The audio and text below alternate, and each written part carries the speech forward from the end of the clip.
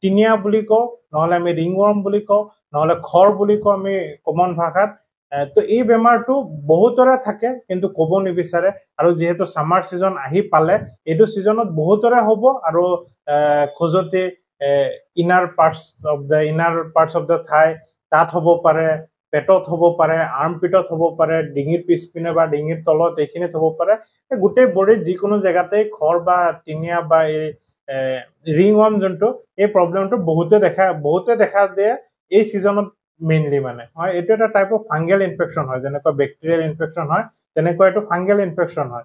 তো ফাংগাছো এটা micro organism হয় যোনটো নেকি হেমেকা ঠাইত বেছিকে গ্ৰ' কৰে। তো হেমেকা ঠাইত মানে কি, এইটো সময়ত এইবিলাক সিজনত বেছিকে মানুহ ঘামি থাকে। ঘামি থকাৰ কাৰণে যদি আমি ঘামাৰ লগে লগে কাপোৰ চেঞ্জ নকৰো, ঘামাৰ লগে লগে যদি আমি গা পা নোধো, বা হেমেকি আছে গা, ঘামত কাপোৰ তিতিছে আকৌ এইটো শুকাইছে, তেনেহলে যোনখিনি জেগাত বেছিকে ঘাম বা তিতি থাকে, হেমেকি থাকে, সেইখিনি জেগাত বেছি হোৱাৰ চান্সেছ থাকে। তেতিয়া তাত ফাংগেল গ্ৰোথ হয়, আৰু গ্ৰোথ হোৱাৰ পিছত সেইখিনি আমাৰ চাৰ্কুলাৰ মানে সৰু সৰু লেচন হয়, হোৱাৰ পিছত তাত আমাৰ খজুৱতি আৰম্ভ হয়। আৰু ইয়াৰ চিমটমছ কি এইটো আমি ক'ব নালাগে, চিম্পলি খজুৱাই আৰু কিবা কিবি হয়, স্কেলি ছাল উঠে, অকণমান ছাল উঠে, বগা বগা হৈ যায়, বহুত বেছিকে খজুৱাই। তো এইটোৱে মষ্ট কমন চিমটমছ হয়। তাৰ বাহিৰেও কেতিয়াবা চাইডে চাইডে গুটি গুটি হৈ পকি যাব পাৰে, পুজ হ'ব পাৰে, যোনটো নেকি ছেকেণ্ডাৰী ইনফেকশ্যন হয়। তো ইয়াৰ পৰা বাচিবলৈ কি কৰিব? এটাতো মানে ডক্টৰৰ ওচৰত গৈ পিনে আপুনি মেডিচিন কৰিব। তো মেডিচিন কৰাৰ বাহিৰেও, যে বহুতে কয় যে মেডিচিন কৰিলো, ডক্টৰক দেখালো, মেডিচিন খালো বা মেডিচিন লগালো, তাৰ পিছতো ভাল নহয়। তাৰ কাৰণ কি? কাৰণ মানে আমি যোনটো কাৰণে এই বেমাৰটো হয়, সেই বেমাৰটোৰ কাৰণবিলাক যদি আমি যেতিয়ালৈকে নতৰাও, তেতিয়ালৈকে মানে আপুনি যিমানে মেডিচিন খায় অলপ কমিব, আকৌ বাঢ়ি যাব। তো প্ৰথম কাৰণ কি হয়? হেমেকা ঠাইত বেছিকে হয়। তো সেইটো কাৰণে আমি ঘামিলে লগে লগে কাপোৰ চেঞ্জ কৰিব লাগিব। কাপোৰ চেঞ্জ কৰি দিম, ঘামিলো, আমি নৰ্মেল একো চাবোন নলগাকে নৰ্মেল পানী দিও যদি আমি গা ধুই দিওঁ, তেনেহলেও হ'ব। তো ফাৰ্ষ্ট হ'ল ড্ৰাই ক্লথ লাগিব, মানে চাফা আৰু শুকান কাপোৰ লাগিব। ছেকেণ্ড হ'ল শুকান শৰীৰ ৰাখিব লাগিব, যে যিকোনো টাইমত আমি ঘামি গলে গা ধুই দিব লাগিব। আৰু এটা কমন হ'ল যে আমি গা ধোৱাৰ পিছত যদি ভালকে পানীখিনি আমি টাৱেল দি যদি ভালকে মুচি নলোৱাৰ পিছতে ডাইৰেক্ট কাপোৰ পিন্ধি দিওঁ, তো সেই কাপোৰটো অলৰেডি তিতি যায়। তাৰ পিছত সেইটো আমি পিন্ধি গোটেই দিনটো চলি থাকো যদি, তেনেহলে তাতো সেমেকা তিতা কাপোৰখিনিৰ কাৰণে আমাৰ ফাংগেল ইনফেকশ্যন হ'ব পাৰে বা টিনিয়া খৰ হ'ব পাৰে।